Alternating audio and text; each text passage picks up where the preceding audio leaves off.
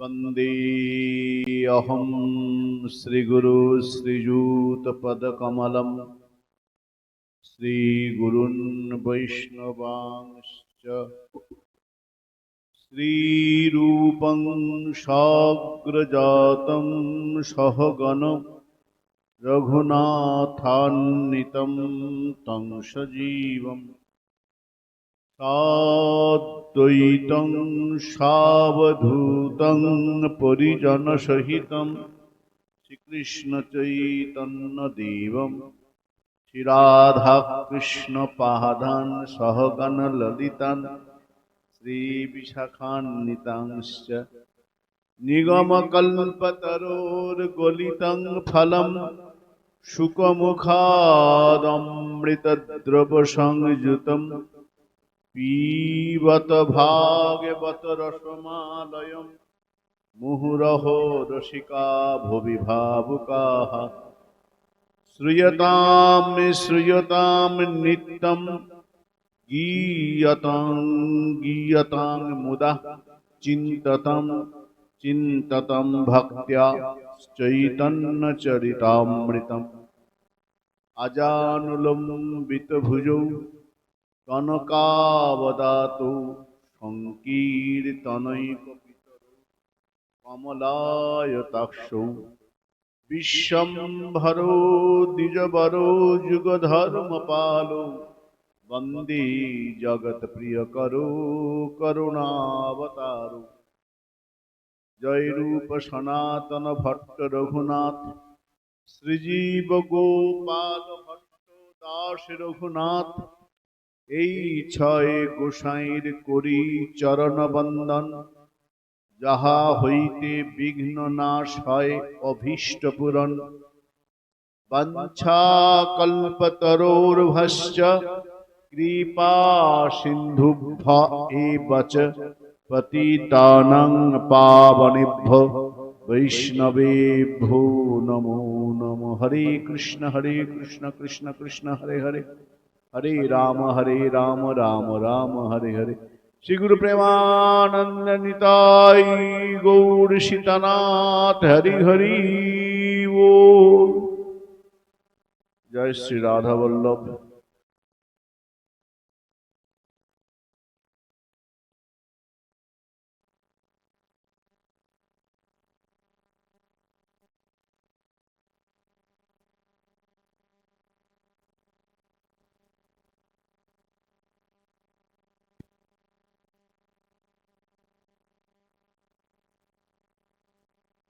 প্রায় 3 বছর না 5 বছর 5 বছর। আচ্ছা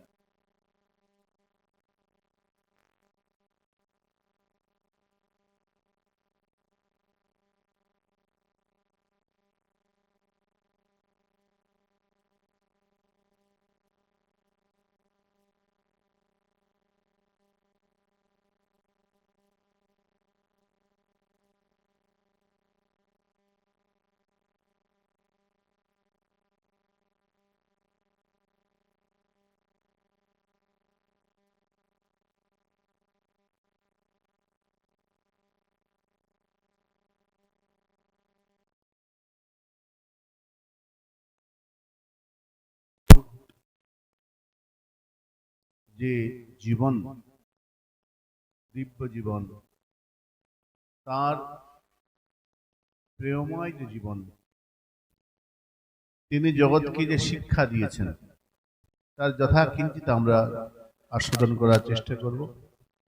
মহাপ্রভুর কথা চৈতন্য চরিত্র কেমন বৃন্দাবন দাস ঠাকুর বলছেন, কবিরাজ গোস্বামী বলছেন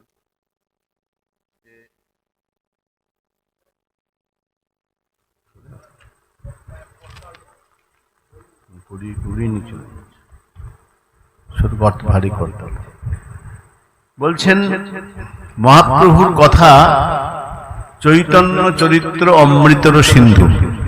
মহাপ্রভুর কথা হলো অমৃতের সাগর, সিন্ধু মানে সাগর। সাগরের যেমন এপার ওপার দেখা যায় না, যেমন অপার জল, অগাধ জল, সাগরে অফুরন্ত জল থাকে, তার পার দেখা যায় না। ঠিক তেমনি মহাপ্রভুর যে লীলা, গৌর গোবিন্দ লীলা, এই গৌর গোবিন্দ লীলা যিনি শুনবেন তার হৃদয়টা গলে যায়। গৌর গোবিন্দ লীলা শুনিলে গলয় শিলা। হৃদয়ে গলানো গৌর কথা, মন মজানো গৌর কথা।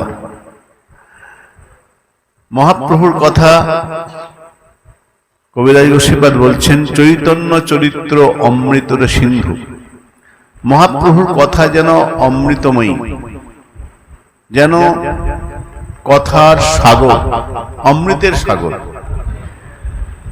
এখন আমরা কি করব? এই সাগরে ডুব দেব, না স্নান করব, না তীরে বসে থাকব?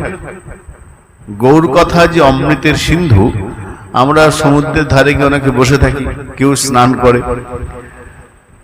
তা আমরা কি করব? কবিরাজ গোস্বামীপাদ উত্তর দিচ্ছেন,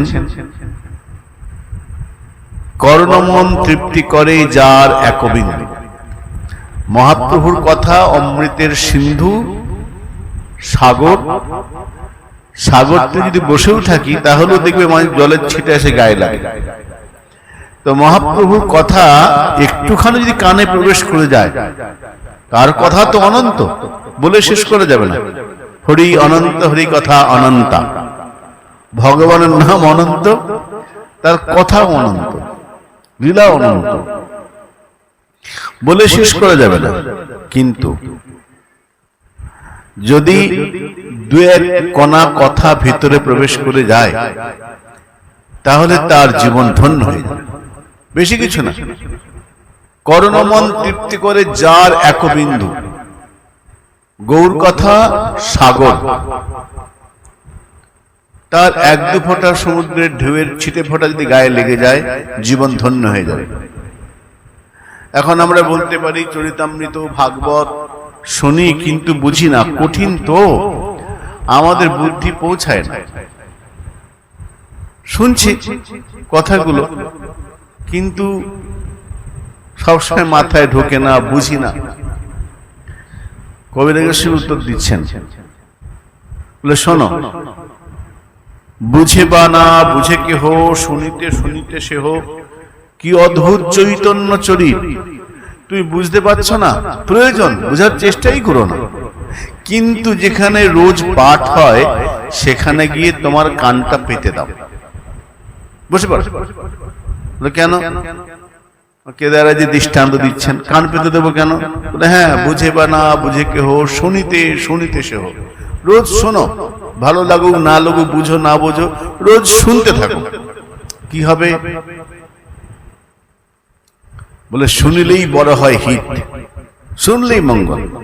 কেদার রায়জি বলছেন তার পাঠে এক জায়গায়, যে মনে করো সরকারি রাস্তার পাশে কল বসানো আছে, কল বসানোই আছে, তোমার প্রয়োজন একটা বালতি নিয়ে পেতে দিলে, জল পড়লো, ভরলো, তুমি নিয়ে চলে। এক একটা মন্দির যেন ভগবানের এক একটা পাঠশালার খোলা রয়েছে, বিভিন্ন মঠ মন্দির, সেখানে প্রতিদিনই হরি কথা হচ্ছে। তোমার প্রয়োজন গিয়ে বসে পড়ো, শুনে নাও, কি কানটা পেতে দাও, দেখবে তুমি পূর্ণ হয়ে ফিরে আসছে। তাই এই কানটা হচ্ছে পাত্র। পিবত ভাগবত রসম, ভাগবত রসকে, মহাপ্রভুর কথাকে পান করো, তাহলে হবে। শুনিলেই বড় হয় হিত। বলে শুনি তো বুঝি না যে। মহাজন উত্তর দিচ্ছেন যে একটা লোক মাঠে চাষ করে, তো চাষ করে সে ওই যে বাঁশের একটু কৌটার মধ্যে তেল নিয়ে যায়, গায়ে মাখে, সঙ্গে একটা মোটা লাঠি থাকে, যদি রাস্তায় কুকুর টুকুর কিছু আসে, শিয়াল আসে, লাঠি নিয়ে যায়, তেল নিয়ে যায়, গোটা গায়ে মাখে, স্নান টান করে, ফিরে আসার সময় লাঠিটা নিয়ে আসে। দিনের পর দিন হয়। একদিন লোকটা দেখছে ওই যে লাঠিটা যেটা রোজ হাতে করে ধরে নিয়ে যায় ফিরে, ওটা না তেল তেলে হয়ে গেছে। কি করে হলো? ওটাকে তো তেল মাখানো হয় না। না, লোকটা রোজ হাতটায় ধরে নিয়ে যায়, তো ওই তেল মাখে, ওই সঙ্গে থাকতে থাকতে থাকতে বাঁশের লাঠিটা তেল তেলে হয়ে যায়। কবে কিভাবে হয়ে যায়? ঠিক তেমনি তুমি হয়তো বুঝতে পারছো না, কিন্তু রোজ শুনছো। রোজ শুনতে শুনতে শুনতে তোমার কানটাও একদিন তৈরি হয়ে গেছে। যেমন ওই বাঁশটা তেল তেল হয়ে গেছে, বাঁশের লাঠিটা, ঠিক তেমনি রোজ হরি কথা শোনো, বুঝে বা না বুঝে কেহ, শুনিতে শুনিতে সেহ। কি অদ্ভুত চৈতন্য চরিত! মহাপ্রভুর কথা, চৈতন্য ভাগবত, চৈতন্য চরিতামৃত, চৈতন্য মঙ্গল গ্রন্থ যত পারো শোনো, শুনিলেই বড় হয় হিত। একবার বুদ্ধদেবকে একজন প্রশ্ন করছেন যে আপনার এখানে আসি,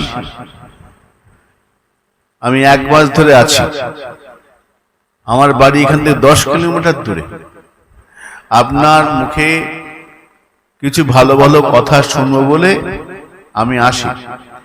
1 মাস ধরে আছি এখানে, কথাগুলো শুনছি, সত্যি কথা বলবো? তো বুদ্ধদেব হাসছেন, বলো। কথা হলো 1 মাস ধরে শুনছি কথাগুলো, ভালো কথাগুলো, কিন্তু আমার জীবনে কোনো পরিবর্তন হচ্ছে না, কোনো পরিবর্তন। বুদ্ধদেব তাকিয়ে বললেন, তোমার বাড়ি কোথায়? বলে, বললাম না এখান থেকে 10 কিলোমিটার দূরে। আচ্ছা, কি করে এসেছো? দেখুন, সত্যি কথা বলতে অনেক দূরে বাড়ি, তো গরুর গাড়ি করে এসেছি। গরুর গাড়ি করে এসেছি, গরুর গাড়িটা আছে। আচ্ছা, তুমি এক্ষুনি চলে যাও, এখানে বসে ওইখানে যাও। এখানে বসে কি করে যাবে? আমাকে কি করে যাবে? তুমি এখন বাড়ি কি করে যাবে? বলে, আমাকে এখন বাড়ি যেতে হবে, বাইরে গিয়ে গরুর গাড়ি ঠিক করতে হবে, গরুর গাড়িটা উঠতে হবে, গরুর গাড়িটা যাবে, তারপর বাড়ি পৌঁছাবো। বুদ্ধদেব হাসছেন, কেন এখানে বসে যেতে পারো না? এখানে বসে কি করে? বসে আছি, যাবো কি করে? বাড়িতে পৌঁছাবো কি করে? বুদ্ধদেব বলছেন, ও তাহলে বুঝলাম, তোমাকে বাড়ি পৌঁছাতে গেলে এখান থেকে বেরিয়ে গরুর গাড়ি ঠিক করতে হবে, তাতে পয়সা দিতে হবে, উঠতে হবে, তারপরে পৌঁছাবে, সময় লাগবে। বলে, হ্যাঁ ঠিক তেমনি, যেমন তুমি যদি এখানে বসে শুধু আমি শুনলাম আর কিছু করব না, তাহলে কি হবে? আমি যে কথাগুলো বলছি সেগুলো জীবনে আচরণ করতে হবে। আমি তোমাকে বললাম বাড়ি যাও, তুমি কি করবে? বাড়ি গিয়ে গরুর গাড়ি ঠিক করে ব্যবস্থা করে যেতে হবে। ঠিক তেমনি আমি তোমাকে বললাম কথাগুলো শুনে এবং আচরণ করো। তুমি যদি শুধু শুনে যাও, আচরণ না করো, জীবনে পরিবর্তন কি করে হবে? যদি জীবনকে ঠিক করতে হয়, সাধু গুরু বৈষ্ণব যে কথাগুলো বলছেন, মহাপুরুষের জীবনীতে যা দেখছি, মহাপ্রভুর জীবনী, মহাপুরুষের জীবনী, সাধু চরিত্র শ্রবণ করে তাদের আদেশ কৃপা সঙ্গে নিয়ে জীবনে এগোতে হবে, না হলে জীবনে পরিবর্তন হবে না। শুধু শুনলে হবে না, শুনতে শুনতে আচরণটাও করতে হবে, আচরণ না করলে হবে না। তাই কি অদ্ভুত চৈতন্য চরিত! মহাপ্রভুর কথার এক অদ্ভুত ক্ষমতা, কি অদ্ভুত চৈতন্য চরিত! কি ক্ষমতা? বলে, বুঝিবে রসের রীত, শুনিলেই বড় হয় হিত। যত বেশি শুনবে তুমি রসের যে রীতি, রস কথাটা শুনেছ, কিন্তু রস কি? রসের কতগুলো ভাগ, শান্ত, দাস্য, সখ্য, বাৎসল্য, মধুর। তার মধ্যে আরো ভাব, রসের সংজ্ঞা রয়েছে বিভিন্ন রকম। মধুর রসের কত ভাগ রয়েছে, বাৎসল্য রসের মধ্যে ঐশ্বর্যময়ী, মাধুর্যময়ী, কত রকম রস রয়েছে। এগুলো শুনবে, শুনতে শুনতে বুঝবে। তাই কবিরাজ গোস্বামী বলছে, আগে শোনো, বুঝে বা না বুঝে কেহ, শুনিতে শুনিতে সেহ। কি অদ্ভুত চৈতন্য চরিত, কৃষ্ণ উপজায় প্রীত, বুঝিবে রসের রীত, শুনিলেই বড় হয় হিত। শুনতে শুনতে তোমার গোবিন্দ চরণে প্রীতি আসবে। আগে প্রীতি ছিল না, কিন্তু সঙ্গে যেতে যেতে তোমার প্রীতি আসবে। বলে, কিরকম হবে? মনে করো তোমার পাশে বসে কেউ তোমার পাশে বসে আইসক্রিম খাচ্ছে বা তেঁতুল খাচ্ছে, তখন তোমার কি মনে হবে? একটু খেলে হতো। তার খাওয়া দেখে তোমার লোভ লাগবে। ঠিক তেমনি যারা নিত্য ভজন করছেন, জপান্নি করছে, পূজা অর্চনা করছে, পাঠ শুনছে, তাদের দেখে দেখে তোমার লোভ হবে, আমি একটু করি না, একটু দেখি না কিরকম লাগে, তোমার লোভ হবে, ওই লোভই তোমাকে এগিয়ে নিয়ে। তাই প্রয়োজন কি বললেন যে শ্রবণ মঙ্গলম, গৌর কথা আমরা যত শুনব তত আমাদের মঙ্গল হবে। বুঝে বা না বুঝে কেহ শুনিতে শুনি কি অদ্ভুত চৈতন্য চরিত, কৃষ্ণ উপজায় প্রীতি।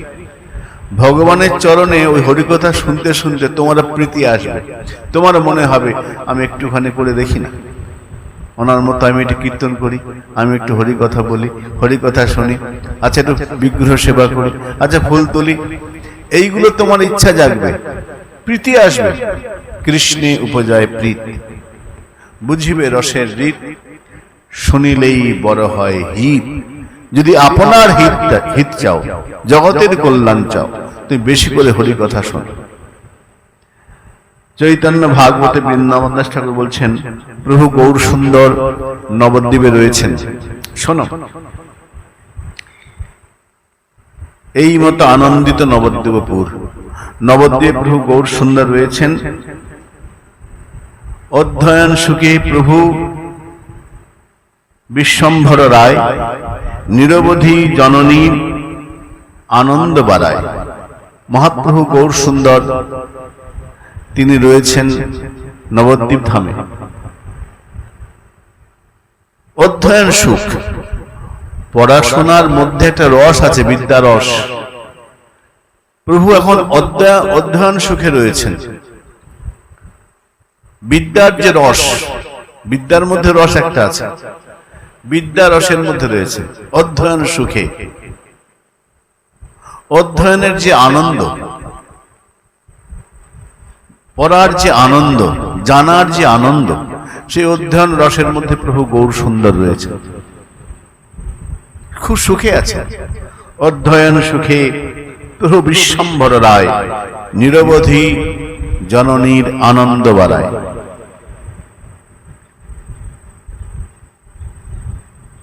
মহাপ্রভুর মা সচিমা তাকে এখানে জননী বলে সম্বোধন করলেন, নিরবধি জননীর আনন্দ বাড়ায়। জননী মানে মা, জন্মদাত্রী। রামায়ণে এই জননী কথাটা আছে কয়েক জায়গায়। একটা প্রসঙ্গে আমরা অনেকেই জানি যে প্রণাম, জননী প্রণাম মন্ত্রে বলা হয় না, জননী জন্ম, সবাই জানে, সবার জানা আছে, জননী জন্মভূমিশ্চ স্বর্গাদপি গরীয়সী, তাই না? এখন যদি অনেকেরই জানি আমরা এই মন্ত্রটা, এখন এই কথাটা কে বলেছিল জানা আছে? কোন কোন মহাজন বলছেন এই কথাটা বলেছিলেন রামচন্দ্র। যখন রাবণ বধের পরে বিভীষণকে সিংহাসনে বসালেন রামচন্দ্র, লক্ষণ, সীতা দেবী মা জানকী রয়েছেন, লক্ষণ পাশে রয়েছেন। বিভীষণ বলছেন, প্রভু এই রাজ্য তো তোমার, এটা তুমি এটাকে জয় করে তুমি আমাকে বসাচ্ছ, কিন্তু রাজ্য তো তোমার, তুমি এখানে থাকো, আমি তোমার প্রাণ ভরে সেবা করো, তোমাকে যেতে হবে না, এই স্বর্ণ অলঙ্কার তোমারই তো, তুমি থাকো। বিভীষণ বলে, প্রভু তুমি জয় করেছো, থাকো। রামচন্দ্র লক্ষণের দিকে তাকিয়েছেন, লক্ষণ তুমি কি বলছো? লক্ষণ রামচন্দ্রের দিকে তাকিয়ে আছেন, কি বলবেন? বিভীষণ বলছেন, প্রভু তুমি থাকো। তখন রামচন্দ্র উত্তর দিচ্ছেন, রামচন্দ্র বলছেন, স্বর্ণময়ী লঙ্কা ন রোচতে লক্ষণং মম। হে লক্ষণ, ভালো করে শোনো, এই যে স্বর্ণময়ী লঙ্কা, এটা হতে পারে অনেক ভালো, অনেক সুবিধা এখানে অনেক আছে, সোনার লঙ্কা, অভাব কিছু নেই। ন রোচতে, আমার ভালো লাগছে না। আমাকে যদি বলো কোথায় ভালো লাগে, জননী জন্মভূমিশ্চ স্বর্গাদপি গরীয়সী। রামচন্দ্র বলছেন, আমার কাছে ভালো আমার জননী আর জন্মভূমি। জননী জন্মভূমি আমার কাছে ভালো, 14 বছর দূরে আছি জননীর থেকে, জন্মভূমির থেকে, আমাকে যেতে হবে।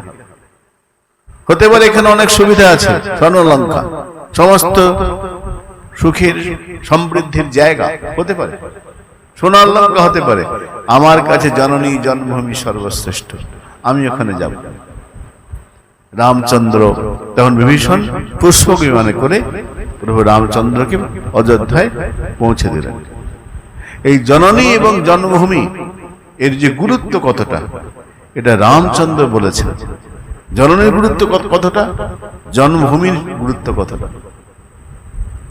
আমরা গান শুনেছি না, ও আমার দেশের মাটি, তোমার পরে ঠেকাই মাথা। আমাদের ভারতবর্ষের মানুষ, আমরা ভারতবর্ষকে মা বলে মনে করি। জননী জন্মভূমি আমাদের, ও আমার দেশের মাটি। এই ভারতবর্ষের যে মাটি, এই ভারতবর্ষের যে রজ, এর গুরুত্ব কম আমাদের কাছে। সমস্ত হিন্দু সমাজের লোক কপালে তিলক পরে, তিলকটা কি দেশের মাটি, দেশের মাটি না, রাধাকুণ্ডের রজ ভারতবর্ষের মাটি তো, গোপী তিলক ভারতবর্ষের মাটি তো। আমরা সনাতন ধর্মের লোক, আমরা দেশকে মা বলি, দেশমাতৃকা। তাই কবি বলছেন, ও আমার দেশের মাটি, তোমার পরে ঠেকাই মাথা। আমরা কপালে তিলক করছি, অর্থাৎ ভারতবর্ষের মাটিকে আমরা সম্মান দিচ্ছি, কপালে তিলক করছি। তাই রামচন্দ্র বলে গেছেন, জননী জন্মভূমিশ্চ স্বর্গাদপি গরীয়সী। স্বর্গের থেকে, স্বর্গে যত সুখ থাক আমার কাছে গুরুত্ব নেই, জননী জন্মভূমি আমার কাছে গুরুত্ব। মহাপ্রভু রয়েছেন, তিনি কিরকম, এই মতো আনন্দিত নবদ্বীপপুর। নবদ্বীপ মহাপ্রভু আনন্দে রয়েছেন। কি আনন্দ? অধ্যয়ন সুখ, পড়াশোনা করছেন, বিদ্যা অধ্যয়ন করছেন, এবং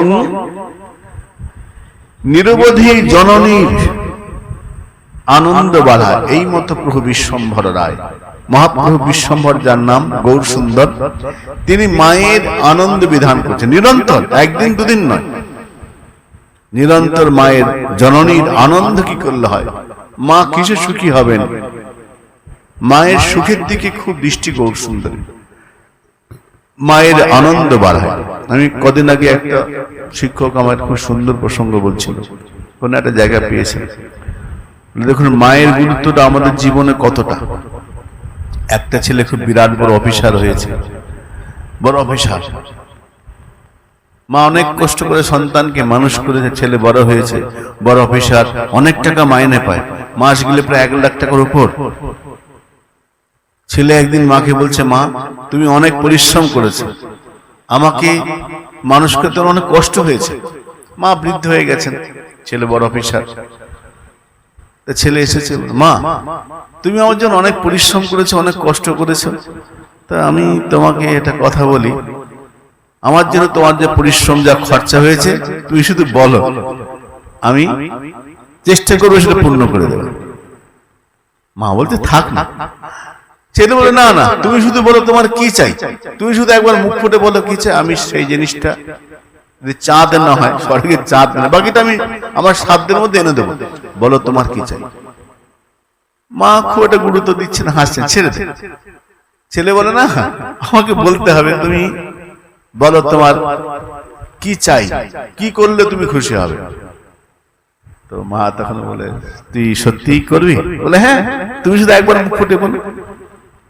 মা বলে, শোন, তুই একটা কাজ কর, তুই একটা রাত আমার সঙ্গে ঘুমাবিস না, 1 রাত, ব্যাস, আর আমি কিছু চাই, সামান্য ব্যাপার। বলে, হ্যাঁ, 1 রাত আমার সঙ্গে রাত্রে ঘুমাবে, আর কিছু চাই না। মা বয়স হয়ে গেছে, আচ্ছা মা ঠিক আছে, 1 রাত তো? বলে, হ্যাঁ 1 রাত শুনে, আর কিছু চাই না। ঠিক আছে, শুয়েছে। মা 1 বালতি জল আর একটা মগ রেখে দিয়েছে। ছেলে শুয়েছে, আধ ঘন্টা পরে ছেলে তো ক্লান্ত, ঘুমিয়ে পড়েছে। মা 1 বালতি 1 মগ জল নিয়ে ছেলে শুয়ে আছে, ওখানে দিয়ে ছিটিয়ে দিয়েছে, ভিজে গেছে, ঠান্ডা। হ্যাঁ মা, বিছনা ভিজলে কি করে? বাবা কিছু মনে, বয়স হয়ে গেছে তো, বুঝতে পারেন, কিছু মনে করিস না, কি যে করো না। ছেলে সরে শুকনোতে আবার একটু করে এক মগ জল মা বিছানায় ঢেলে দিয়েছে। ভিজে লাগছে কেন? কিছু মনে করিস না, বয়স হয়ে গেছে বাবা, কি বলবো তোকে।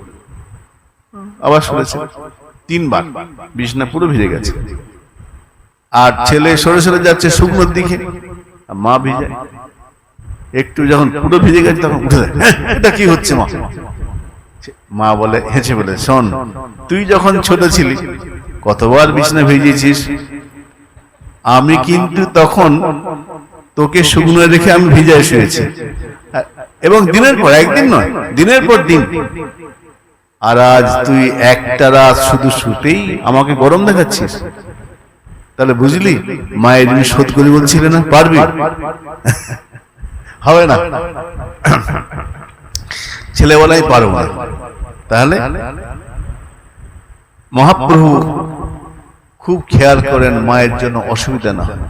গৌরসুন্দর মহাপ্রভু জগৎকে শিক্ষা দিচ্ছেন। চৈতন্য চরিতামৃতে এক জায়গায় বলছেন, মাতৃভক্ত শিরোমণি। মহাপ্রভু কেমন? গৌরসুন্দর মাতৃভক্ত চূড়ামণি। মায়ের প্রতি কেমন আদর করতে হয়, মাকে কেমন করে সম্মান করতে হয়, মহাপ্রভু জগৎকে শিখিয়েছেন। আমরা দুর্ভাগ্য, আমরা এগুলোকে গুরুত্বই দিই না। মহাপ্রভু বা আমাদের সনাতন ধর্মের আচার্যগণ, ভগবান কৃষ্ণচন্দ্র, রামচন্দ্র, বড় বড় যারা এসেছেন, ভগবান মহাপুরুষ অবতার, প্রত্যেকে দেখিয়ে গেছেন জগতে আচরণ কেমন হবে। মহাপ্রভু জননীর প্রতি অত্যন্ত শ্রদ্ধা, আনন্দ বাড়ায়। এই সময় একদিন নবদ্বীপে ঈশ্বরপুরী এসেছেন। ঈশ্বরপুরী, যিনি কিনা মাধবেন্দ্র পুরীর শিষ্য, কুমারহাটে যার বাড়ি। এখন হালি শহরে, যেখানে চৈতন্য ডোবা বলা হয়, সেখানে যার বাড়ি হালি শহর, বর্তমানে চৈতন্য ডোবা মন্দির আছে। ঈশ্বরপুরী এসেছেন নবদ্বীপে, কিন্তু কেউ তাকে চেনে না। তিনি যে মাধবেন্দ্র পুরীর শিষ্য এটা কেউ জানে না।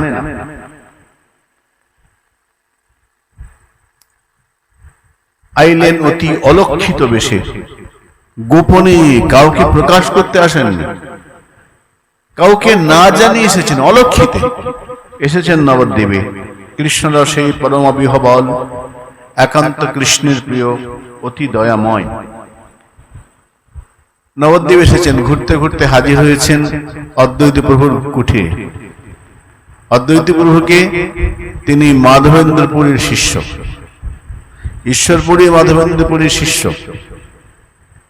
ঈশ্বরপুরী মাধবেন্দ্রপুরী সারা জীবন খুব সেবা করেছেন গুরুদেবের। সন্ন্যাসী হয়ে গুরুদেবের সঙ্গে মনে মনে ঘুরেছেন, গুরুদেবের সেবা করেছেন। গুরুদেব যেমন করে কৃষ্ণ বলে কাঁদেন, গুরু প্রেমের, কৃষ্ণ প্রেমের কান্না, সেই সম্পত্তির অধিকারী তিনি। ঈশ্বরপুরে এসেছেন, দৈবাত উঠিলেন অদ্বৈত মন্দিরে, অদ্বৈত প্রভু ঘরে উঠেছেন। দেখছেন অদ্বৈত প্রভু হরি কথা বলছেন। সেখানে অলক্ষিতে গিয়ে ঈশ্বরপুরী কোনা এক জায়গায় বসেছেন, কাউকে কোনো পরিচয় বলেননি। অদ্বৈত প্রভু দেখছেন দূর থেকে এক শীর্ণকায় ব্যক্তি, শীর্ণকায় শরীর, সন্ন্যাসী এসে বসেছেন, কিন্তু শরীরে দিব্য তেজ, বৈষ্ণবের তেজ না লুকায়। পুনঃ পুনঃ অদ্বৈত তাহার পানে চায়। অদ্বৈত বারবার দেখছেন একজন বসে আছে সন্ন্যাসী, শীর্ণকায় শরীর, কিন্তু অদ্ভুত তেজ, দেখে মনে হচ্ছে কোনো বৈষ্ণব সন্ন্যাসী হবে। অদ্বৈত প্রভু দেখেছেন। অদ্বৈত প্রভু বলছেন, বাপ তুমি কোন জন? গুরু ভাই, কিন্তু পরিচয় নেই, তুমি কি? বৈষ্ণব সন্ন্যাসী, হেনলয় মন। ঈশ্বরপুরী বলছেন, আমি শূদ্রাধম। বলেন ঈশ্বরপুরী, আমি শূদ্রাধম, দেখিবারে আইলাম তোমার চরণ। অর্থাৎ ঈশ্বরপুরী শুনেছেন অদ্বৈত মহাপ্রভু এই মাধবেন্দ্রপুরীর শিষ্য, কিন্তু পরিচয় দিচ্ছেন, বলে আমি শুনলাম, আমি দর্শন করতে এসেছি আপনাকে। অদ্বৈত প্রভুকে ঈশ্বরপুরী বলছেন। দেখিবে আইলাম তোমার চরণ। অদ্বৈত প্রভু ওনাকে প্রকাশ করবার, ঈশ্বরপুরীর মহিমা জগৎকে জানাবার জন্য অদ্বৈত প্রভু মুকুন্দকে বললেন, ইঙ্গিত করলেন, তুমি একটা শ্লোক বলো। একটি শ্লোক মুকুন্দ বলেছেন। যেই মাত্র শ্লোকটি বলা, শ্লোক শুনে ঈশ্বরপুরী মাটিতে লুটিয়ে পড়েছেন। পড়িলা ঈশ্বরপুরী টলি পৃথিবীতে, নয়নের জলে অন্ত নাহিক তাহার, পুনঃ পুনঃ বারে প্রেমাসুর বয়ান। মাটিতে লুটিয়ে পড়েছেন, কাঁদছেন, চোখে জল। আর মুকুন্দ বারবার শ্লোক পড়ছেন, যতবার পড়েন তত উচ্চস্বরে উনি আরো কাঁদছেন, গড়াগড়ে দিচ্ছেন ঈশ্বরপুরী। কেন? ভাগবতে বলেছেন না, ক্ষণম রোদতি ক্ষণম হাসতি, কখনো হাসে কখনো কাঁদে, উন্মাদবৎ নৃত্যতি লোকবাচ্ছ। যার কৃষ্ণ প্রেম হয়েছে সে কখনো হাসবে, সে কাঁদবে, এটা প্রেমের স্বভাব, কৃষ্ণ প্রেমের স্বভাব। হাসায় কাঁদায় করয়ে ক্রন্দন, কখনো ক্রন্দন, কখনো হাসে, কখনো গড়াগড়ি যায়। দেখছেন ঈশ্বরপুরী বুঝলেন, এই অদ্বৈত বুঝলেন এই ঈশ্বরপুরী। এই সময়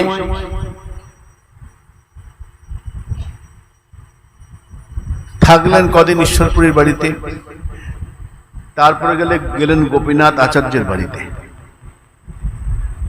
একদিন রাস্তায় গোপীনাথ আচার্য বাড়িতে যাচ্ছেন ঈশ্বরপুরী, মহাপ্রভুর সঙ্গে রাস্তায় পথে দেখা, প্রথম দেখা দুজনে। ঈশ্বরপুরীর সঙ্গে মহাপ্রভুর প্রথম দর্শন হচ্ছে।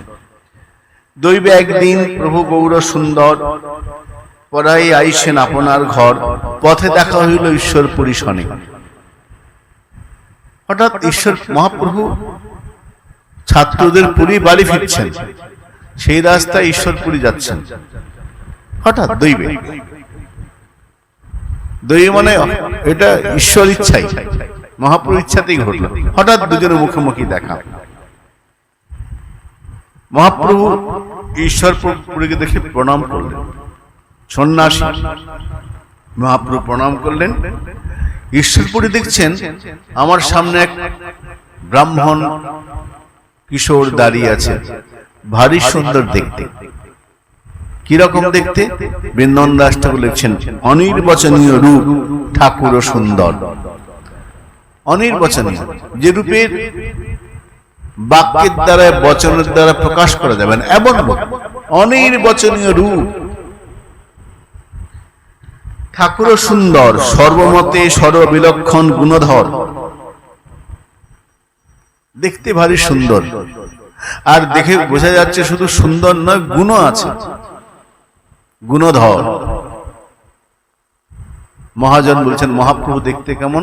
পদকর্তা বলছেন, বিমল হেমজিনী তনু অনুপামরে, তাহে শোভে নানা ফুলদাম, কদম্ব কেশর যিনি একটি পুল করে, তার মধ্যে বিন্দু বিন্দু ঘাম। বিমল হেমজিনী তনু অনুপামরে, মহাপ্রভুর শরীরটা, তনুটা কিরকম? বিমল হেম, হেম মানে সোনা। কিরকম সোনা? যে সোনার মধ্যে বিন্দুমাত্র খাদ নেই, মলিনতা নেই, বিমল হেম। তার যে শোভা সৌন্দর্য, বিমল হেমজিনী তনু অনুপামরে, এমন মহাপ্রভু অঙ্গ সৌষ্ঠব, এমন সৌন্দর্য জগতে তার তুলনাই হয় না। অনুপম, উপমা নেই যার, তনু অনুপমরে।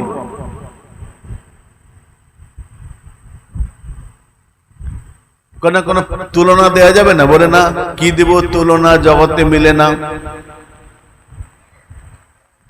এমন রূপের সৌন্দর্য জগতে তুলনাই হয় না।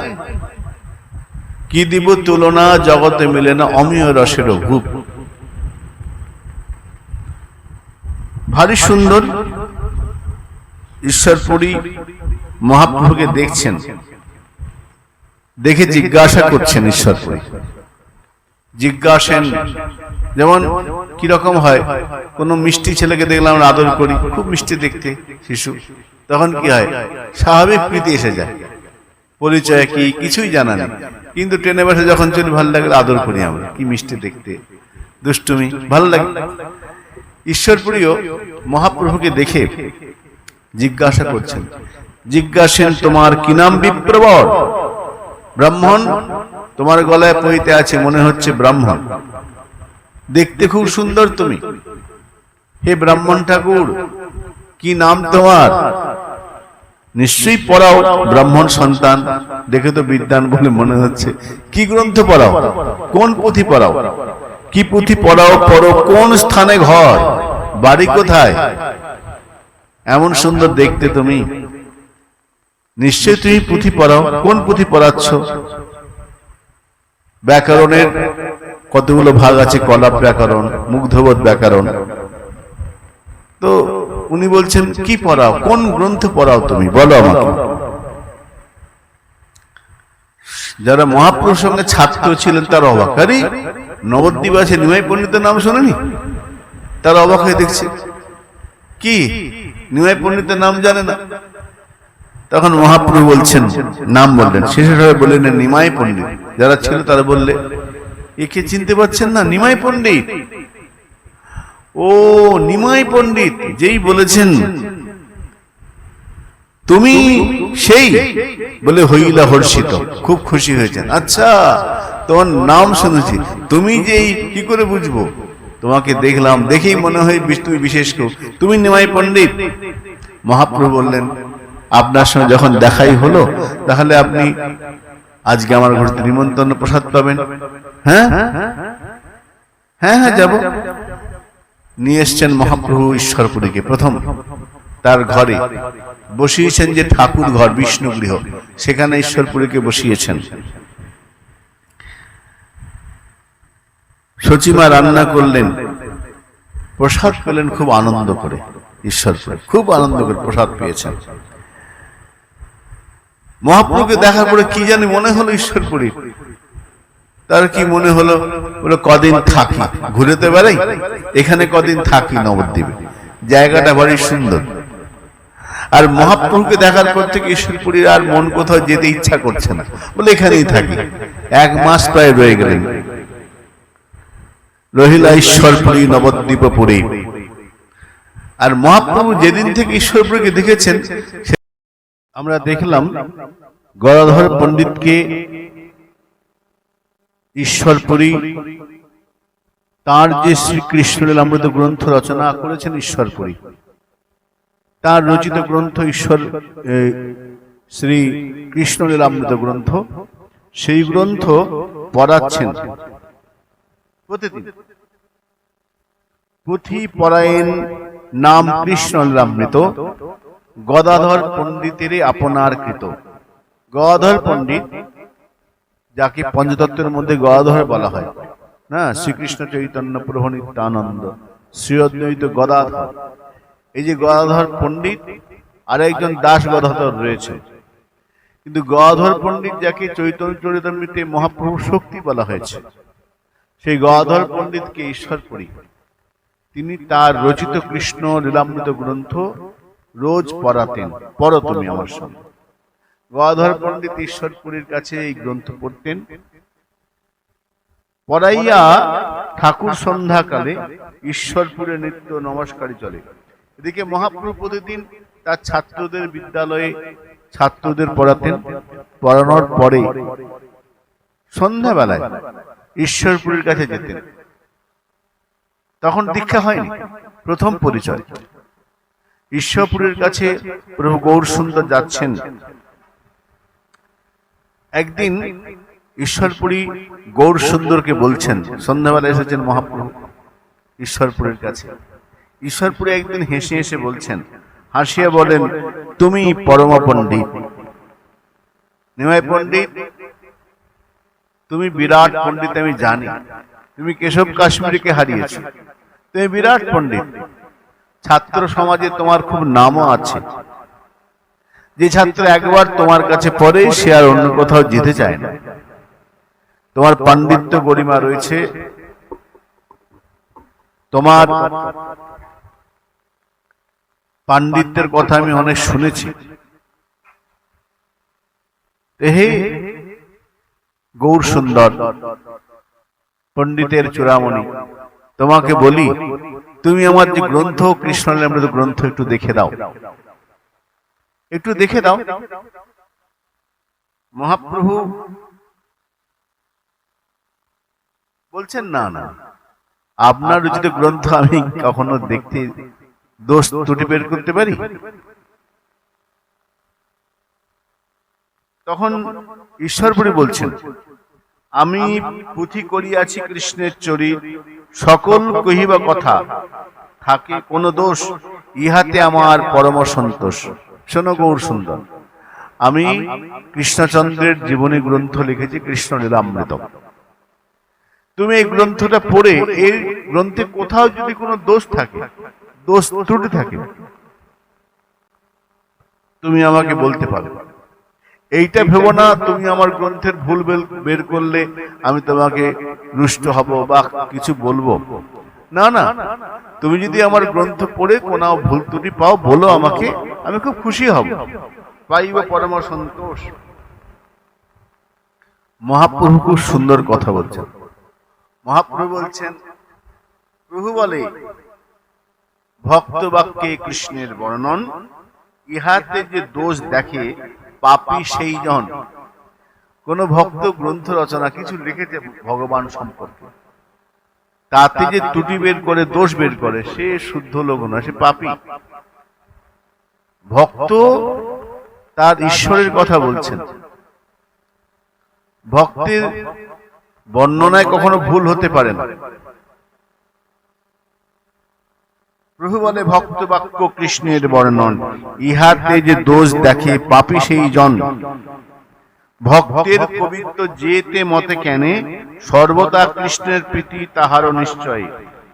মহাপ্রভু বলছেন, ভক্ত খুশি হয়ে ভগবানের সম্বন্ধে যাহা বলবেন, সেখানে ভগবান প্রীতি হয়ে শুনবেন। ভগবান সেখানে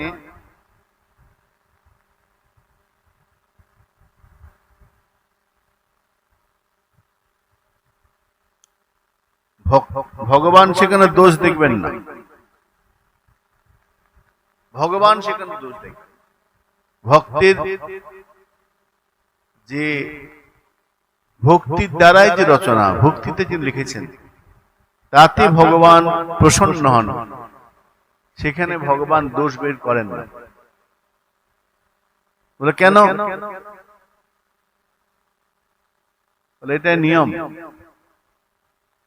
ভক্ত যখন বর্ণনা করে, তার ভক্তির দ্বারাই বর্ণনা করে। এক জায়গায় এক সাধুর মুখে শুনছিলাম, একবার দেবর্ষি নারদের মধ্যে প্রশ্ন এসেছে যে ভগবানের তো অনেক ভক্ত, অসংখ্য ভক্ত, উত্তম, মধ্যম, কনিষ্ঠ, প্রেমিক ভক্ত, জ্ঞানী ভক্ত, অনেক ভক্ত আছে। গীতায় 4 প্রকার ভক্তের কথা বলেছেন, জ্ঞানী, জিজ্ঞাসু, অর্থার্থী, আর্ত, অনেক ভক্তের কথা আছে। ভক্ত তো অনেক, তার মধ্যে কোন ভক্ত শ্রেষ্ঠ, মহান কোন, শ্রেষ্ঠ ভক্ত কি, এটা দেবর্ষি নারদের মধ্যে প্রশ্ন এসেছে। কে বড়? দেবর্ষি নারদ হাজির হয়েছেন ভগবানের কাছে, ভগবানের কাছে। প্রভু, আমার মনে প্রশ্ন। ভগবান বলছেন, বলো কি প্রশ্ন? কি প্রশ্ন? বলে, প্রশ্ন হলো সব থেকে বড় কে? তো ভগবান বলছেন, আচ্ছা সব থেকে বড় কে? আচ্ছা বলো তো, এই পৃথিবীতে সব থেকে বড় কি আছে? আচ্ছা বলো। বলে, পৃথিবীতে সব থেকে বড় হলো, এখানে 3 ভাগ জল, 1 ভাগ স্থল, তাহলে জলভাগ বেশি।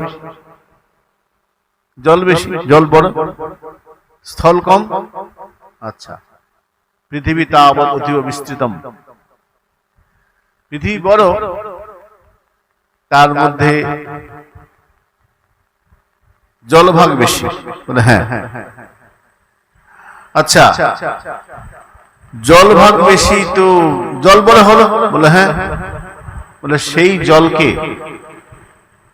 অগস্ত্য মুনি এক গণ্ডূষে পান করে দিয়েছেন, তাহলে কে বড় হলো? অগস্ত্য মুনি হলো না? গণ্ডূষে জল খেয়ে নিয়েছেন, এক গণ্ডূষে জল, একদম সমুদ্র শুকিয়ে দিয়েছিল যখন নিবাত কবচকে বধ করার প্রয়োজন হয়েছিল। অগস্ত্য মুনি গণ্ডূষে জল পান করেন, তাহলে কে বড় হলো? অগস্ত্য মুনি বড় হলো।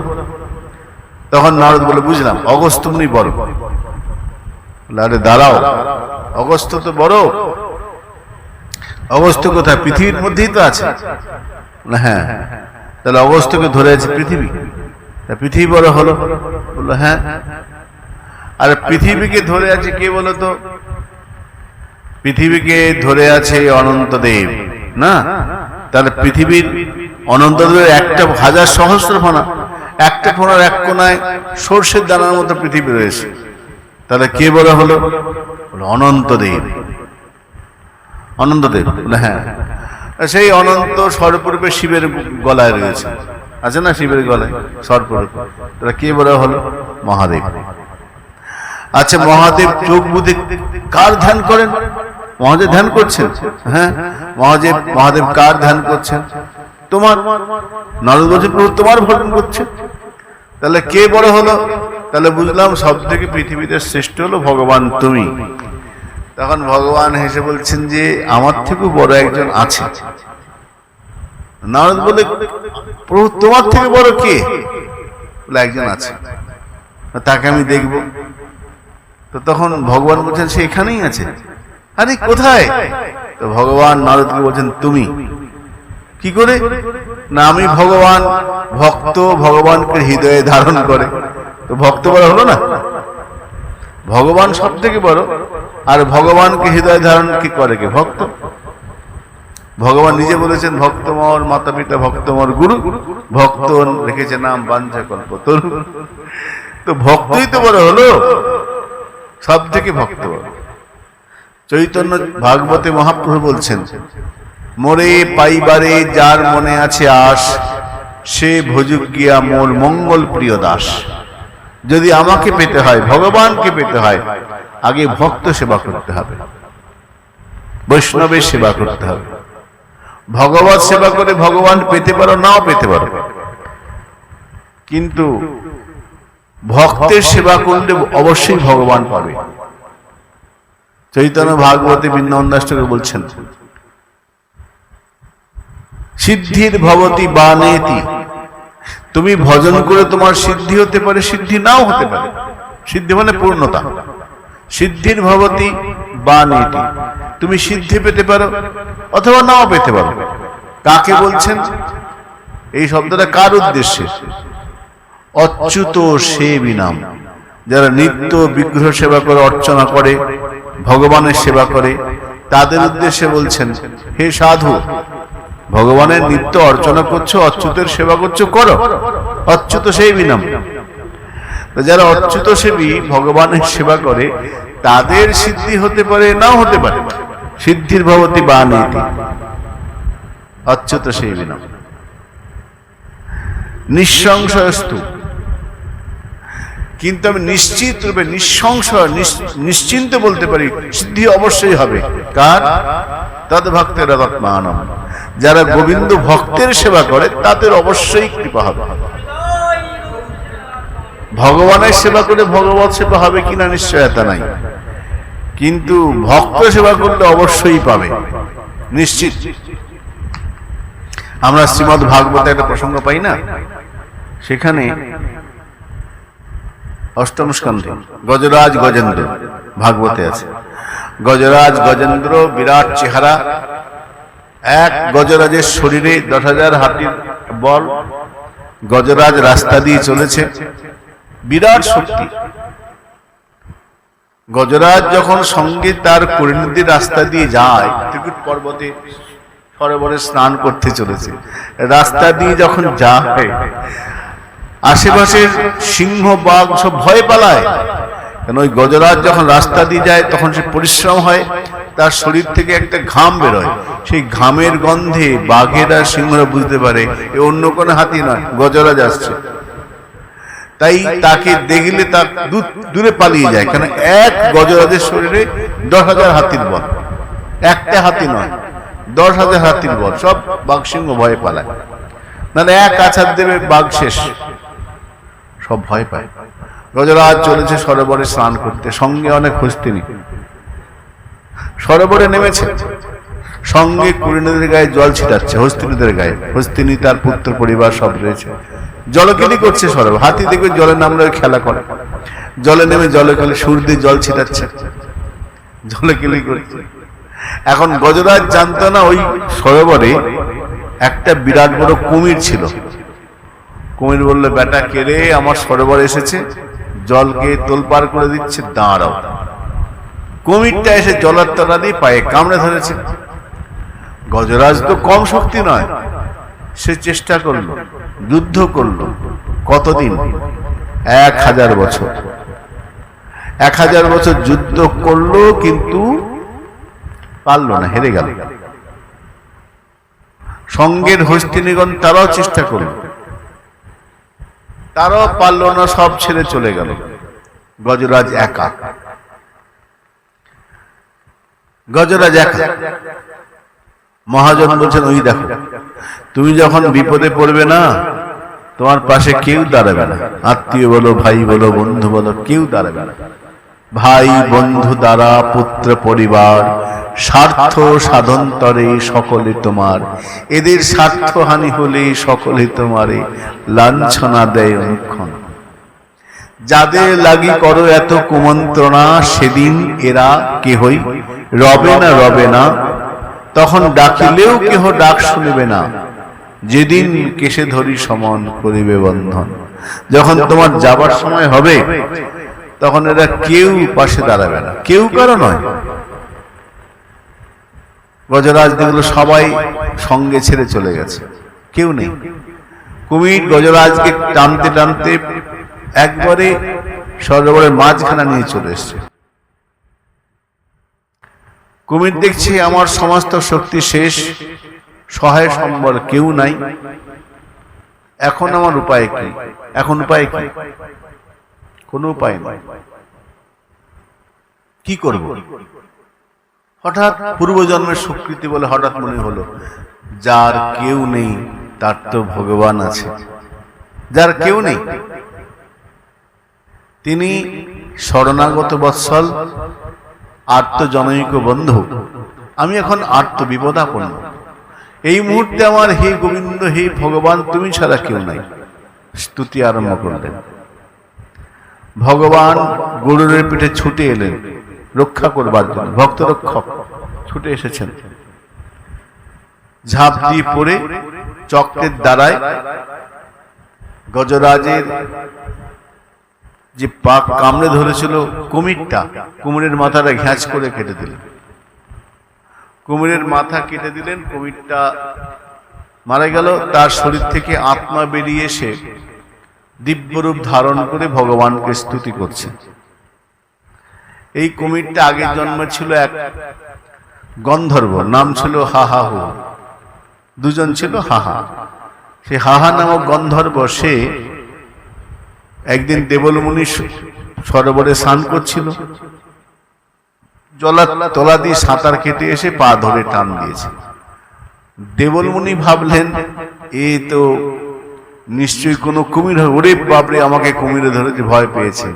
যেই ভয় পেয়েছেন, সাধু ভয় পেয়েছে, হা খুব খুশি, বাহ খুব মজা, সাধুকে ভয় পাই দিয়েছে। জল থেকে উঠে পড়েছেন, কি আমাকে ভয় দেখাচ্ছ কুমিরের মতো, যাও কুমির হয়ে যাও। অভিসম্পাত করেছেন। যখন চরণে পড়েন তখন বললেন তোমাকে ভগবান মুক্ত করবেন।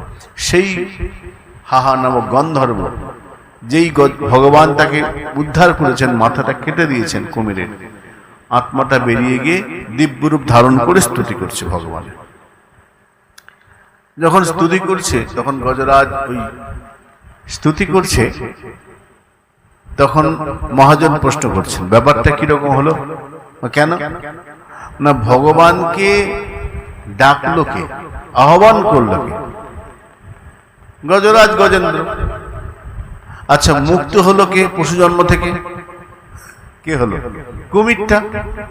কুমির কি ভগবানকে ডেকেছিল? বলে না, কুমির ভগবানকে ডাকে। ভগবানকে ডাকলো তো গজরাজ, বিপদে পড়ে। কুমির কিন্তু একবারে ভগবানকে ডাকে না, ভগবান আমাকে বাঁচাও কিছু বলে না।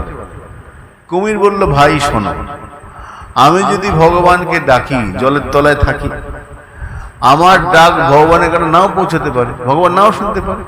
কারণ এটা আমি জানি গজরাজ ভক্ত, সে যখন ভগবানকে ডাকবে ভগবান তার ডাক শুনবে। তাই আমি আর ভগবানকে না ডেকে আমার গলা পৌঁছাবে না তো, তা আমি আর অত পরিশ্রম না করে আমি ভক্তের চরণটা আশ্রয় করেছিলাম, ব্যাস আমার মুক্তি। আমি ভক্তের চরণটা ধরেছিলাম, তাই দেখো আমার ওর আগে আমার মুক্তি হয়ে গেল না। গজরাজের তো পশুদের রইল, আমি মুক্ত হলাম, তা আমার লাভ হলো না ক্ষতি হলো? আমি তো ভগবানকে ডাকতে যাইনি, ভগবানকে ডেকেছি তো গজরাজ, আমি শুধু গজরাজের চরণটা ধরেছিলাম, আমি মুক্ত হয়ে গেলাম। এখন তার মানে কিন্তু আপনারা এটা ভেবে নেবেন না সাধুকে দেখলে পায়ে কামড়ে দিতে হবে, এরকম কিন্তু না। গজরাজ কামড়েছে কুমির, আমরাও কামড়ে তো সাধু পেলে, এরকম নয়। আশ্রয়, ভাগবতে বলছেন যে আশ্রয় লইয়া ভজে তারে কৃষ্ণ নাহি তজে, আর সব মরে অকারণ। এখানে আশ্রয় নিতে হবে, আচরাচরি কামড়া কামড়ি এসব নয়, হ্যাঁ বুঝতে হবে।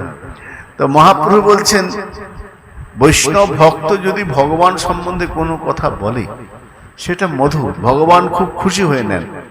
ভক্ত যা বলে, কেন না চৈতন্য চরিতামৃতে মহাপ্রভু এই রামানন্দ এই প্রসঙ্গে সেখানে বলছেন ভগবান কিসে খুশি হন। সেখানে বলছেন প্রিয়া যদি মান করি করয়ে ভৎসন, বেদস্তুতি হইতে হরে মর মন। প্রিয়জন যদি দুটো কড়া কড়া কথা বলে, দুটো গালাগালি দেয়, আমার খুব ভালোই লাগে, বেদস্তুতির থেকেও ভালো। বেদ মন্ত্রে অনেক ভালো ভালো কথা আছে, ব্রাহ্মণরা বলে অনেক মন্ত্র, কিন্তু গয়লা আমার সখীরা যখন দুটো কড়া কথা বলে, ওখানে বেদ টেদ কিছু নেই, কিন্তু এমন সুন্দর কথা বলে ভগবান আমি খুশি হয়ে যাই। বেদস্তুতি হইতে হরে মর মন। তো ভক্ত ভগবানকে যা বলে ভগবান অত্যন্ত খুশি হন, প্রীতমনে গ্রহণ করেন। তার জন্য ভক্ত অনেক কিছু বলেন। ভগবানকে নিয়ে ভক্ত অষ্টক লিখেছেন, নাম তার 84 বলছে ভগবান তুমি চোর, ব্রজে প্রসিদ্ধম নবনীত চৌরম। ভগবানকে চোর বলে সম্বোধন করছেন। ভগবান অপ্রসন্ন হয়েছেন না, খুশি হয়েছে। নামই হয়ে গেল 84। 8টা শ্লোকে ভগবানের স্তুতি করেছেন ভক্ত। ভগবান স্বীকার করেছেন না, হ্যাঁ ঠিকই বলেছে, আমি চুরি বটে, আমি চোর নই। মাখন চুরি, বসন চুরি, ননি চুরি, মন চুরি, আমার চুরি করেই তো স্বভাব। ঠিক বলেছে, আমি তো চোরি। অস্বীকার করেননি ভগবান, না আমাকে চোর কেন বলছো, অন্যায় করছো, ভগবান বলেছেন? বলেননি। অষ্টকী হয়ে গেছে 84। তো মহাপ্রভু বলছেন ভক্ত খুশি হয়ে ভগবানকে যা বলবে ভগবান সেটা খুশি মনে নেন। ভক্তের কবিত্ব যেতে মতে কেনে নয়, সর্বদা কৃষ্ণের প্রীতি তাহাতে নিশ্চয়।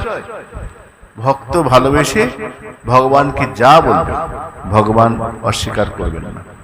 প্রমাণ দিচ্ছেন, মূর্খ বদতি বিষ্ণায়, ধীর বদতি বিষ্ণবে, উভয়স্তং সমপুণ্যম ভাবগ্রাহী জনার্দন। ভগবান ভাব গ্রহণ করেন। মূর্খ বদতি বিষ্ণায়, যারা অত সংস্কৃত জানে না, পণ্ডিত নয়, মূর্খ লোক, তারা বলছে বিষ্ণায় নমঃ। ভগবান বলছেন ঠিক আছে, পণ্ডিত বলাই ভুল, বিষ্ণু হয় না, ব্যাকরণে ভুল আছে, পণ্ডিত ভুল বলবে। ভগবান বলছেন না না, ভক্ত ভালোবেসে আমাকে যা বলেছে সেটাই ভালো। মূর্খ বদতি বিষ্ণায়, মূর্খ যদি বলে বিষ্ণু, বিষ্ণায় নমঃ, বিষ্ণবে নব বলে ধীর, ধীর বদতে বিষ্ণবে, যারা ধীর মানে পণ্ডিত জ্ঞানী তারা বলবে না না বিষ্ণবে নমঃ, ঠিক উচ্চারণ। কিন্তু উভয়স্তং সমঙ্পন্ন, দুটোই ঠিক। মূর্খ বদতে বিষ্ণায়, মূর্খ যদি বলে ভগবান আমি তোমাকে বিষ্ণায় নমঃ বলে কৃষ্ণায় নমঃ বলে প্রণাম করবো, বিষ্ণায় নমঃ কৃষ্ণায় নমঃ বলো, ভগবান না বলবেন না। আর ভক্ত যদি পণ্ডিত যদি বলে বিষ্ণবে নমঃ, মন্ত্র আছে বিষ্ণবে নমঃ, ওটাও ভগবান গ্রহণ করছেন, পণ্ডিতেরটাও নিচ্ছেন, মূর্খেরটাও নিচ্ছেন। কেন?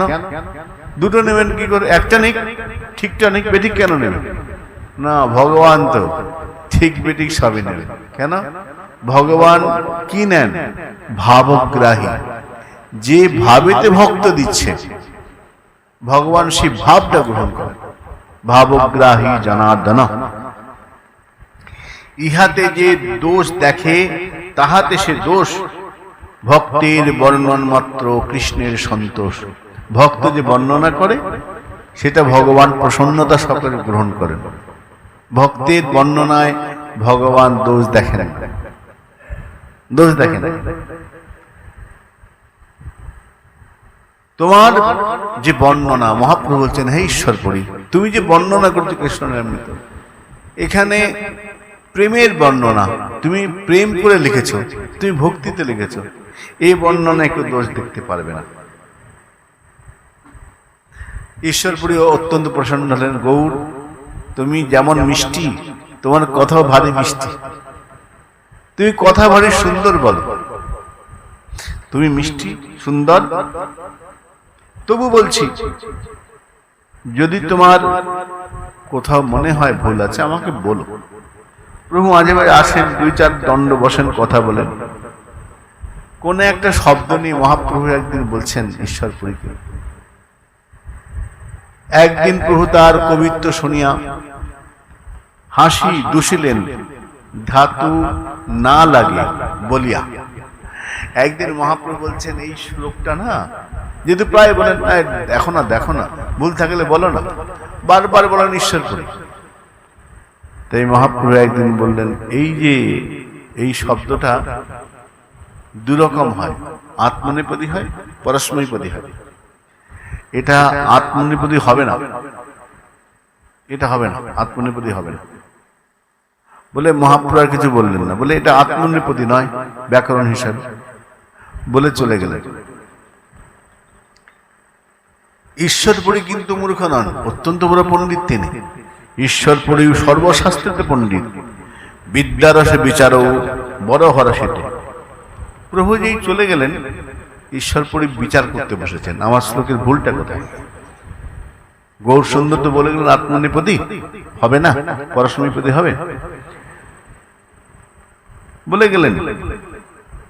উনি গ্রন্থ দেখছেন দেখছেন দেখছেন, তার দুদিন পরে মহাপ্রভুর সঙ্গে দেখা হয়েছে।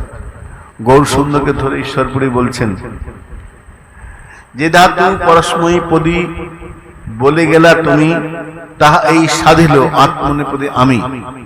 আমি তোমাকে এই দেখো হিসাব করে দেখালাম, এটা আত্মনেপদী হবে, মানে যেটা লিখেছেন ঠিক তিনি বলছেন, আমি লিখেছি ঠিক লিখেছি, আত্মনেপদী হবে।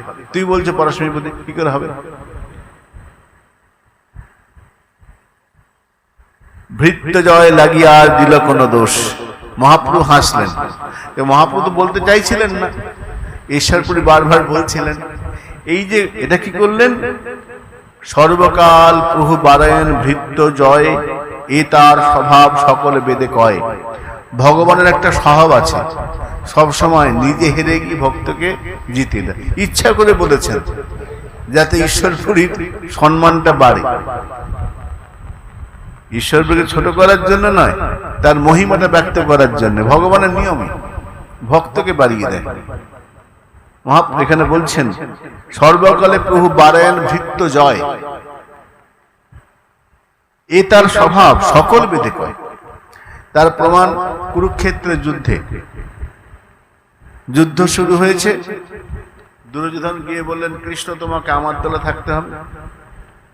অর্জুন একই কথা বললেন, কৃষ্ণ বললেন দুপক্ষই আমার ভাই, আমি কোনো পক্ষে যাব না, অস্ত্রই ধরব না, কিন্তু সাহায্যের জন্য এসেছো, আমার নারায়ণী সেনা আছে 1 লক্ষ, নিতে পারো, আর নিরস্ত্র আমি যুদ্ধ করব না, অস্ত্র ধরব না, নিতে পারো। দুর্যোধন বললো তারা ঠিক আছে, তুমি যখন যুদ্ধ করবে না, বিরক্ত করবো না, আমি সৈন্য নিয়ে চলে যাব। কৃষ্ণ বললেন অর্জুন তুমি, বলে আমি তো তোমাকে চাই, যুদ্ধ করো না করে তোমাকে পাশে চাই, চলে গেলেন। ভীষ্মদেব শুনেছেন কথাটা। ভীষ্ম বললেন দুর্যোধন ভুল করেছো, তুমি ভুল করেছো। কেন?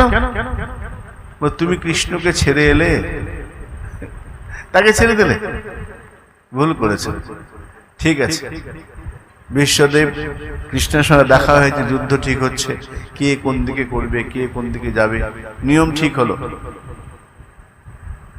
যুদ্ধ সব নিয়ম হয়ে গেল, কখন হবে, কতক্ষণ হবে, কি নিয়মের যুদ্ধ হবে, সব বলা হয়ে গেল। শঙ্খধ্বনি দিয়ে যুদ্ধ শুরু, শঙ্খধ্বনি দিয়ে সূর্যাস্তের পর যুদ্ধ শেষ, এসব নিয়ম হয়ে গেল। বিশ্বদেব কৃষ্ণের দিকে তাকিয়ে বলছেন কৃষ্ণ, যুদ্ধে যা নিয়ম সব ঠিকঠাক আমি বলেছি তো, ঠিক আছে তো, তুমি কি বল? কৃষ্ণচন্দ্র হেসে বলছেন দাদু আমাকে আর এর মধ্যে কেন রাখছো, আমি তো যুদ্ধ অস্ত্র ধরবো না, আমি তো আগেই বলেছি। বিশ্বদেব বললেন তাই দেখে অস্ত্র ধরবে না? বলে না, বলে আমি ধরিয়ে ছাড়বো, আমি তোমাকে ধরিয়ে ছাড়বো, বলে আমি ধরবোই না। আচ্ছা দেখা যাবে। কৃষ্ণচন্দ্র বললেন আমি অস্ত্র ধরবো না। বিশ্বদেব বীর রসের সাধক, তিনি বলছেন আমি তোমাকে অস্ত্র ধরিয়ে ছাড়বো। আমরা কি দেখলাম? কৃষ্ণচন্দ্র অস্ত্র ধরেছেন, ধরেছেন না? তো ভগবানের প্রতিজ্ঞা রইল কোথায়? রইল না। কুরুক্ষেত্রের যুদ্ধে এক জায়গায়, কুরুক্ষেত্রে গীতার মধ্যে একটা শ্লোক আছে, ভগবান অর্জুনকে বলছেন অর্জুন বলো নমে ভক্ত প্রণশ্যতি, অর্জুন তুমি জগৎবাসীকে দুহাত তুলে বলে দাও আমার ভক্ত কখনো বিনষ্ট হয় না। গীতায় আছে নমে ভক্ত প্রণশ্যতি। অর্জুন বলছেন ঠাকুর আমাকে কেন, তুমি নিজে বলো, তুমি তো ভগবান, তুমি নিজে বলো যে আমার ভক্ত বিনষ্ট হয় না, আমাকে বলতে বলছো কেন? ভগবান বলছেন দেখো অর্জুন, আমি যদি বলি সেটা টিকতে পারে, নাও টিকতে পারে, তুমি যদি বলো ওটা অবশ্যই থাকবে, কেন ভক্ত বাক্য মিথ্যা হবে না। তাই আমি তোমাকে বলছি অর্জুন, তুমি 2 হাত তুলে কুরুক্ষেত্রের মাঠে দাঁড়িয়ে বলো আমার ভক্ত বিনষ্ট হয় না। আমি বলবো না, তুমি বলো। কেন না বেদে প্রমাণ আছে ভগবান ভক্তের জয় বাড়ান, নিজের জয় চান না। মহাপ্রভু ঈশ্বরপুরীর মহিমাটা বাড়ালেন, জয়টা বাড়ালেন, এই তার স্বভাব সকল বেদে কয়। এই মতো কতদিন বিদ্যারসের অঙ্গে আছিল ঈশ্বরপুরী গৌরচন্দ্র সঙ্গে। মহাপ্রভু নবদ্বীপে রয়েছেন বিদ্যারসে, সঙ্গে তার তখনও গুরু হননি, কিন্তু ভাবি গুরু, এখনো গুরু হয়নি, কিন্তু গুরুদেবের সঙ্গে কানেকশন, সংযোগ হচ্ছে মহাপ্রভুর সঙ্গে ঈশ্বরপুরী। বিদ্যারসে রয়েছেন চৈতন্য ভাগবতে বৃন্দাবন দাস ঠাকুর বলছেন যে শুনয় ঈশ্বরপুরীর পুণ্য কথা তার বাস হয় কৃষ্ণ পাদ পদ্ম যথা। এই ঈশ্বরপুরীর অপূর্ব চরিত্র, যে এই যে অপূর্ব চরিত্র, সংক্ষিপ্ত অপূর্ব চরিত্র কথা যে শুনবে তার পুণ্য হবে। কেন? যে শুনে ঈশ্বরপুরীর পুণ্য কথা, যিনি মহাপ্রভুর গুরুদেব, যার জন্মস্থানে গিয়ে গৌর সুন্দর আয়া কাজলা মাটি নিয়েছিলেন, তার দেখে দেখে সমস্ত ভক্তরা মাটি নিয়েছিল।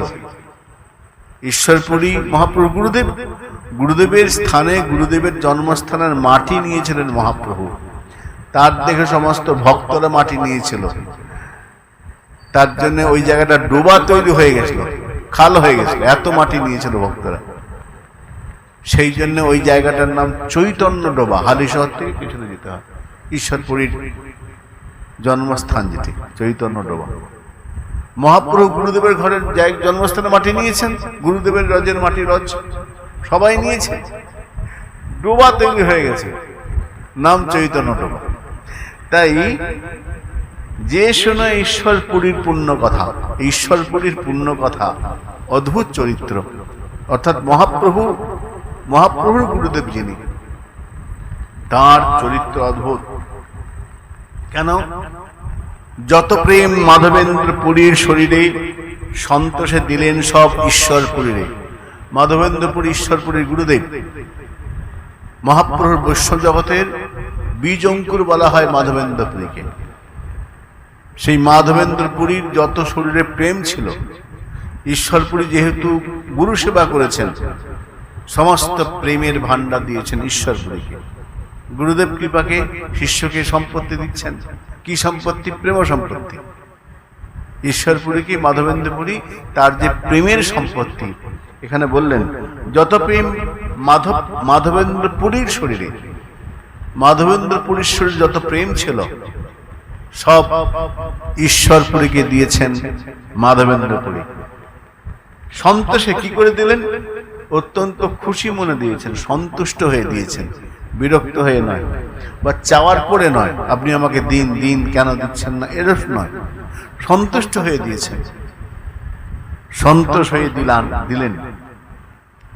পাইয়া গুরুর প্রেম কৃষ্ণের প্রসাদ, ভ্রমেন ঈশ্বরপুরে অতি নির্বিরোধ। গুরু কৃপা পেয়েছেন, আপন মনে ঘুরছেন ঈশ্বরপুরী। কেন? গুরুদেব তার সমস্ত প্রেম সম্পুট করে দিয়েছেন ঈশ্বরপুরীকে। সেই প্রেম পেয়ে ঈশ্বরপুরী আপন মনে সমস্ত তীর্থ পরিচালন করতে করতে তিনি নবদ্বীপে এসেছিলেন। এই অধ্যায়ে বৃন্দাবন দাস ঠাকুর বলছেন, কৃষ্ণ চৈতন্য নিত্যানন্দ চাঁদ জানো, বৃন্দাবন দাস তছু পদযুগে গান। বৃন্দাবন দাস ঠাকুর বলছেন, এই চৈতন্য মহাপ্রভু নিতাই চাঁদ, এদের যে অদ্ভুত লীলা, যত শুনবে তত প্রেম হবে। বেশি করে শোনো, বেশি করে শোনো। শ্রীমৎ চৈতন্য চরিতামৃতে বলছেন, শ্রয়েতাম শ্রয়েতাম নিত্যম, প্রতিদিন নিয়ম করে গৌর কথা শোনো। আমরা বলবো হ্যাঁ শুনি তো, যখনই কোথাও কীর্তন হয়, পাঠ হয়, চলে যাই, শুনে আসি। না, ওই রকম শুনলে হবে না। শ্রয়েতাম শ্রয়েতাম, শ্রবণ করো, শ্রবণ করো। কদিন শুনবো? নিত্যম, যতদিন না তোমার কৃপা হচ্ছে শুনে যেতে হবে। প্রতিদিন শোনো, নিত্য নিয়ম। যেমন স্নানটা নিত্য নিয়ম, আহারটা নিত্য নিয়ম, শ্বাস প্রশ্বাস নেওয়াটা নিত্য নিয়ম, ঠিক তেমনি গৌর কথা শ্রবণটাও নিত্য নিয়ম। শ্রয়েতাম শ্রয়েতাম নিত্যম। শ্বাস না নিলে যেমন মানুষ বাঁচে না, ভক্তেরও এই হরি কথা জীবাত। চৈতন্য চরিতামৃত বলছেন, তবু ভক্তের দুর্বল জীবন, কৃষ্ণ নামামৃত বিনে খায় যদি অন্ন পানে, তবু ভক্তের দুর্বল জীবন। একজন ভক্তকে যদি বলা হয় তুমি যা ভালো মন্দ খেতে চাও তোমাকে দেব, যেমন পোশাক পরতে চাও তোমাকে দেব, যেমন সুন্দর কাপড় চাই তোমাকে দেব, কিন্তু তোমাকে হরিকথা শুনতে দেওয়া হবে না। তোমার যে কান হরিকথা শোনে সে শুনতে দেওয়া হয়, বাকি তুমি যা চাও দেওয়া হবে। আহার বিহার করো, কোনো অসুবিধা নেই, তোমাকে হরিকথা শুনতে দেওয়া হবে না, পাঠ কীর্তন শুনতে করতে দেওয়া হবে না, শুনতেও দেওয়া হবে না। তখন কি হবে? চরিতামৃত বলছেন, তবু ভক্তের দুর্বল জীবন, কৃষ্ণ নামামৃত বিনে। অমৃত না পান না করলে যেমন দেবতারা দুর্বল হয়ে যায়, কৃষ্ণ নামামৃত বিনে খায় যদি অন্ন পানে, তবু ভক্তের দুর্বল জীবন। ভক্ত দুর্বল হয়ে যায়। তাই ভক্তের জীবাত হলো কৃষ্ণ কথা, ভক্তের প্রাণ হলো হরিনাম, হরিনামই তাহার। তাই সাধু বেশি করে হরিনাম শুনবে, যত শুনবে তত নিকট হবে, যত বেশি করে শুনবে, শুনবে কাঁদবে, অঝর নয়নে ঝরবে, আর নিকট হবে। যদি নিকট হতে হয়, ভগবানের সান্নিধ্যে যেতে হয়, বেশি করে শ্রবণ কীর্তন স্মরণ বন্দন করতে হবে। আজকে এই পর্যন্ত থাক, প্রায় 9:30 বাজে, এখানে বিশ্রাম। শ্রী গুরু প্রেমানন্দ নিতাই গৌর।